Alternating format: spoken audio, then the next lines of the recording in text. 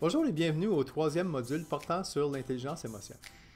Ce qu'on a fait jusqu'à présent, c'est qu'on a regardé quel était le concept, on a déterminé son importance et également on a regardé comment le test évalue l'intelligence émotionnelle.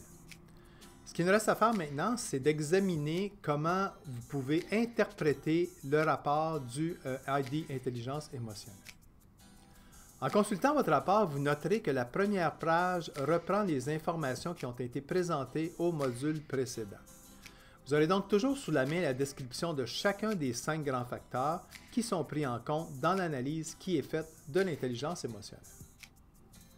La deuxième page présente d'abord le modèle Bigger Five et les 16 profils qu'il comporte. Nous y reviendrons un peu plus tard. L'information qui correspond à votre style débute d'abord par une meilleure compréhension de vos résultats sur chacun des 4 grands facteurs qui composent votre personnalité. Cette information est importante parce que ça va nous permettre de voir jusqu'à quel point vos résultats s'apparentent à votre style principal. Ce point mérite une explication un peu plus poussée. Prenons l'exemple d'un participant qui démontrerait une préférence pour le pôle de la réflexion, de l'orientation vers soi, de la structure et de l'ouverture à l'expérience. C'est certainement intéressant de savoir qu'on correspond au style. Cependant, la difficulté avec les tests qui évaluent les gens en fonction de profil, c'est-à-dire du genre introverti, extroverti, jaune ou bleu, fait en sorte que toutes les personnes qui se correspondent à ce style, indépendamment de la force avec laquelle ils correspondent, vont toujours être définies selon le profil qui a été identifié pour ces personnes-là. Prenons un exemple. Prenons l'exemple d'Alexis. C'est quelqu'un qui a une très forte orientation vers la réflexion, qui est très axé sur les autres, qui tient à sa liberté d'agir et qui démontre une forte ouverture à l'expérience. Dans ce cas, son profil correspond très bien à celui des prédicateurs. Prenons maintenant l'exemple de Léa. Dans son cas, on note que c'est une personne qui a un profil beaucoup plus modéré et qui se situe presque au centre pour chacun des 4 grands facteurs. Dans son cas, même si son profil est différent de celui d'Alexis, on dira qu'elle fait aussi partie des prédicateurs. Qu'est-ce que ça nous dit? Bien, premièrement, ce que ça nous dit, c'est que le profil, ce n'est pas une description parfaite de chacune des personnes. Par contre, lorsqu'on regarde, ça demeure quand même la meilleure estimation de profil que l'on peut donner pour chacune des personnes, même si dans les 2 cas, ça ne correspond pas nécessairement 100% à la façon dont ils ou elles sont. Okay. Et c'est là que le test ID intelligence émotionnelle a un avantage sur les autres façons d'évaluer l'intelligence émotionnelle et la personnalité, parce que ce qu'on va faire, c'est non seulement déterminer quel est le style ou le profil principal, mais on va également définir quel est le profil complémentaire. Et ce que le profil complémentaire fait finalement, c'est qu'il apporte toutes les nuances qui, elles, vont permettre de décrire directement votre personnalité et non pas rester à un niveau qui est trop général. Maintenant qu'on a expliqué le fonctionnement général du test, revenons au rapport. Ce qu'on observe, c'est que dans ce cas particulier, le participant a un style principal de défenseur et un style complémentaire de mage. Ceci étant dit, si on examine les résultats d'un peu plus près, on note que dans la composition de ce style, le participant est très fort sur le pôle de la prudence et de l'orientation vers les autres. Par contre, il est plus nuancé pour les 2 autres facteurs, même si dans l'ensemble, il a une légère préférence pour la réflexion et la structure. En d'autres mots, c'est un défenseur prudent et axé vers les autres qui aime les environnements structurés, mais qui aimera parfois avoir une certaine liberté d'agir, comme le font les mages.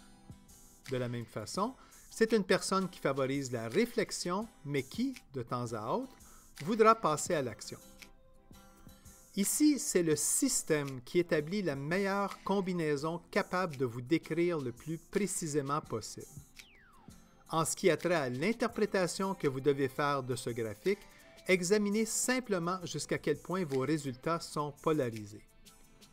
Plus ils sont près des pôles, plus le style principal reflètera votre personnalité, et plus ils seront près de la ligne médiane, et plus il sera important d'apporter des nuances et de tenir compte des éléments associés à votre style complémentaire. Ceci étant dit, ce que vise le rapport du ID Intelligence émotionnelle, c'est de faciliter l'interprétation des résultats que vous avez obtenus. Allons donc à la prochaine section qui présente vos résultats pour le style principal et le style complémentaire. Dans notre exemple, les résultats indiquent que la personne a un style principal de défenseur. La description reflètera donc les caractéristiques qui sont habituellement associées aux défenseurs. Ce sont des gens qui sont sensibles aux autres, structurés, qui sont capables d'exprimer leurs opinions et défendre leur point de vue, sur qui on peut compter, qui peuvent faire face à l'adversité et qui sont honnêtes et transparents. Par contre, comme le montre le tableau, le participant n'a pas un style parfaitement aligné à celui des défenseurs. Et c'est là que l'information qui est présentée avec le style complémentaire vous permet d'apporter toutes les nuances nécessaires.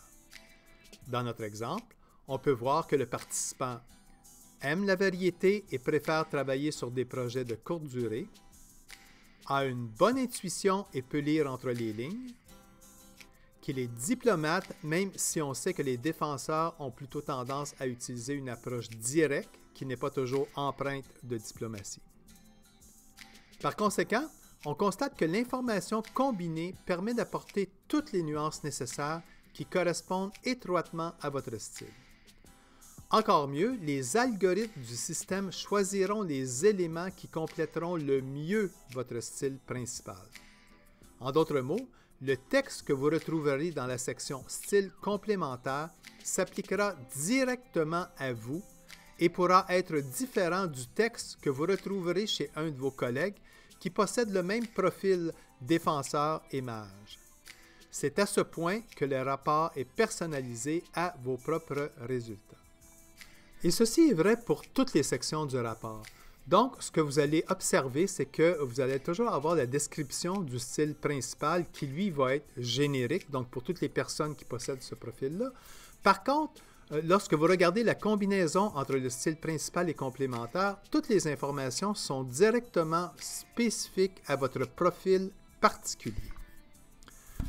En terminant cette section, c'est important de comprendre que le rapport va également présenter des informations additionnelles ou complémentaires qui vont vous permettre d'évoluer par rapport au style qui a été identifié. Comme vous pourrez l'observer, le rapport identifie les 5 caractéristiques qui vous distinguent le mieux, soit celles ou les résultats qui s'écartent généralement de la moyenne. Le rapport va décrire d'abord chacune de ces caractéristiques-là, mais va également présenter des pistes de réflexion qui vont vous permettre de remettre le tout en perspective. Par exemple, ici, on remarque que le participant est quelqu'un qui aime particulièrement échanger avec les autres, entrer en contact avec les autres et pour qui les interactions sociales sont importantes pour son équilibre. On observe donc que le côté social prend une grande part dans la vie du participant. À HRID, une équipe de professionnels s'est penchée sur toutes les combinaisons possibles et vous propose toujours des points à considérer ou des pistes de réflexion qui vous permettront d'aller encore plus loin compte tenu de votre style particulier. Par exemple, ce qu'on voit, c'est qu'on dit aux participants qu'il pourrait aménager son horaire afin de garder plus de temps pour lui. De cette façon, un meilleur équilibre pourrait être atteint. Dans tous les cas, les points à considérer vont décrire certains avantages, mais également relever les défis qui sont inhérents à votre approche. On pourra également vous suggérer des pistes d'amélioration en lien avec ces caractéristiques. Ce qu'on vous suggère, c'est d'examiner les suggestions qui vous sont faites, les descriptions qui sont faites, Et au final, c'est vous qui devez prendre les décisions. Alors, jusqu'à quel point vous voulez vous investir, vous voulez modifier ou améliorer les différentes caractéristiques, cet élément-là vous appartient. Dans le prochain module, nous allons toucher à la deuxième portion du rapport et comment interpréter les résultats qui vous sont présentés.